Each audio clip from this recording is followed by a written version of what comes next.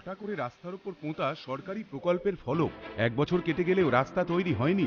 ভাঙাচোরা রাস্তার উপর ফেলা বালি, স্টোন চিপস, তবে কাজ শুরু হয়নি।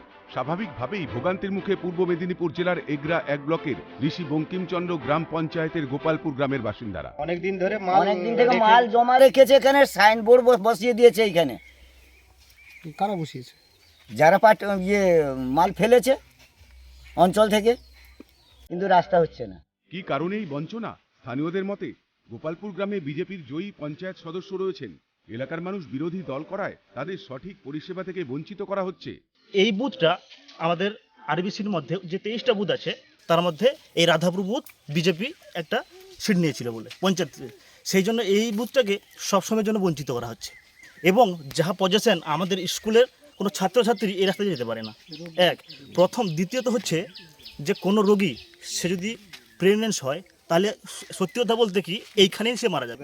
তৃণমূলই করছে না, আমরা বিজেপি করি বলে আমাদের কোনো কাজ হচ্ছে না। আর্থিক সমস্যার কারণে কাজ থমকে থাকলেও শীঘ্রই তা শুরু হবে সাফাই পঞ্চায়েত উপপ্রধানের। হ্যাঁ, গোপালপুর গ্রামে আমাদের মালপত্র কন্ট্রাক্টরকে সাপ্লাই দিতে বলা হয়েছিল, ওরা সাপ্লাই দিয়েছে, বোর্ড বসেছে, এটাও ঠিক, এটা অস্বীকার করার কিছু নেই।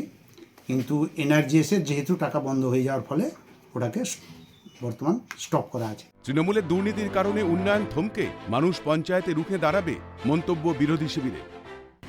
মাফিয়া রাজ থেকে শুরু করে তারা নিজেরা চাকরি বিক্রি থেকে এবং ঘরের যে টাকা তোলা সবেতে কিন্তু ওরা নৈপুণ্যতা রয়েছে, যার কারণে এরা উন্নয়ন করবে কি, উন্নয়ন থেকে অনেকটা পিছিয়ে রয়েছে, মানুষ তা বুঝতে পারছে।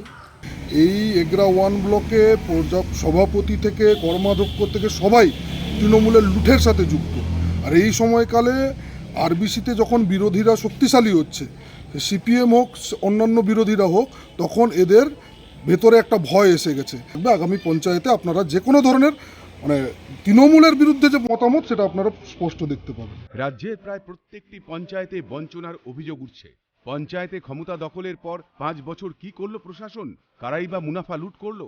জবাব তো শাসক শিবিরকে দিতেই হবে। পূর্ব মেদিনীপুর থেকে বিনোদ মণ্ডলের রিপোর্ট, ক্যালকাটা নিউজ।